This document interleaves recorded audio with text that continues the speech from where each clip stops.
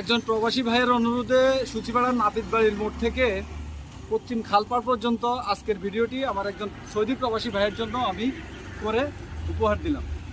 আসসালামু আলাইকুম। সবাইকে জানাচ্ছি চৌধুরী ভাই পেজের পক্ষ থেকে অনেক অনেক ভালোবাসা। একজন প্রবাসী ভাইয়ের অনুরোধে আজকে আমি চলে আসলাম চাঁদপুর জেলার শাহরাস্তি উপজেলার ঐতিহ্যবাহী সূচিপাড়া নাপিত বাড়ির মোড় থেকে পশ্চিম খালপাড় পর্যন্ত ভিডিও আকারে আপনাদের সামনে তুলে ধরার জন্য। এখন আমি যে জায়গাটা আছি সেটা হচ্ছে যে পশ্চিম খালপাড়। এই জায়গাতে আমরা যখন সূচিপাড়া কলেজে পড়তাম তখন অনেক আড্ডা দিতাম। এই রোড দিয়ে আমরা কলেজে যাতায়াত করতাম প্রায় টাইমেই, যেহেতু আমার একটা বন্ধু ছিল সরসাগের, ওরা সহ আমরা এখানে আড্ডা দিতাম। আর এই পাশের ব্রিক ফিল্ডটা অনেক পুরনো, এখানে বিশাল কর্মযজ্ঞ চলছে। যাই হোক, আপনারা যারা আমার ভিডিও দেখেন, আপনাদের অনুরোধেই আমি ম্যাক্সিমাম ভিডিও তৈরি করে থাকি। বিশেষ করে আমার প্রবাসী যে ভাইয়েরা আছেন 5 বছর 7 বছর দেশের মাটি তারা চোখে দেখে না, তাদেরকে উদ্দেশ্য করে ভিডিওগুলো ম্যাক্সিমাম আমি তৈরি করার চেষ্টা করি।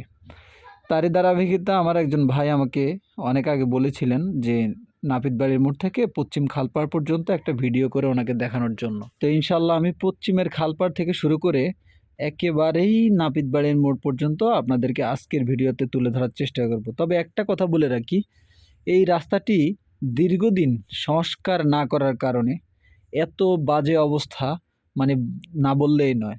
আমি দয়া করে প্রশাসনের দৃষ্টি আকর্ষণ করে বলতে চাই যে অনতিবিলম্বে আপনারা এই সড়কটি মেরামতের উদ্যোগ নেবেন প্লিজ।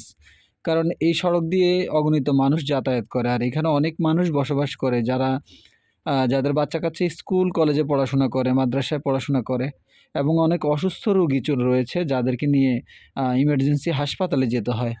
সেই লক্ষ্যে আপনারা এই রাস্তাটির দিকে একটু নজর দিবেন, অবশ্যই একটু নজর দিবেন, কারণ রাস্তাটা খুবই খুবই একেবারে আপনি স্ক্রিনে দেখতে পাচ্ছেন খুবই বাজে অবস্থা। আমাদের চাঁদপুর জেলার গ্রামগুলো এত সুন্দর, আপনারা যদি আসলে নিজ চোখে না দেখেন তাহলে বুঝতে পারবেন না। আর আমাদের শাহরাস্তিতে এত এত জায়গা আছে দেখার মতো, দেখানোর মতো। যদি আমি সেগুলো কন্টিনিউ ভিডিও করি তাহলে আমার কয়েক মাস লেগে যাবে। তারপরেও আমি আপনাদের অনুরোধের চেষ্টা করি সব সময় আপনাদেরকে সুন্দর সুন্দর ভিডিও উপহার দেওয়ার জন্য।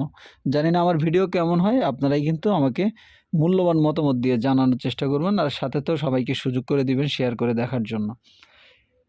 যাই হোক, আমি এই রোড দিয়ে সামনে যাচ্ছি, আর আশেপাশে যদি আপনাদের কারো নিজের বাড়ি পড়ে থাকে বা পরিচিত হয়ে থাকে তাহলে আপনারা অবশ্যই জানাবেন আপনাদের পুরনো দিনের স্মৃতিগুলো। কে কত বছর সেখানে যাওয়া হয় না তাও কিন্তু অবশ্যই জানাবেন। যদিও আমি এখানে পার্সোনালি খুব একটা কাউকে চিনি না, তবে অনেক বন্ধুবান্ধব ছিল আগে যাদের বাড়ি এর আশেপাশে ছিল। এখন জীবিকার জন্য হয়তো একজন এক জায়গায়, অনেক দিন কথা হয় না। আর এই ছোট মানে এটা হচ্ছে উচ্চ বিদ্যালয় না, সরি, এটা হচ্ছে প্রাথমিক বিদ্যালয়। এই বিদ্যালয়ের নামটা কি আপনারা অবশ্যই আমাকে বলবেন কমেন্ট বক্সে। গ্রামের আশেপাশে যখন গাছের নিচে ছোট ছোট দোকানগুলো দেখা যায় তখন কিন্তু মনের মধ্যে একটা অসম্ভব সুন্দর অনুভূতি জেগে ওঠে। এখানে বসে এক কাপ চা খাওয়া, আড্ডা দেওয়া বা গল্প করা খুব ভালো লাগে। আসলে আপনাদের কাছে কেমন লাগে আমি জানি না, আপনারা কিন্তু জানাবেন। যাই হোক, আমি কথা বলতে বলতে প্রায় নাপিত বাড়ির কাছাকাছি পর্যন্ত চলে আসছি এই রাস্তাটা দেখাইতে দেখাইতে, এবং রাস্তার দুই পাশে কি আছে তা দেখাইতে দেখাইতে।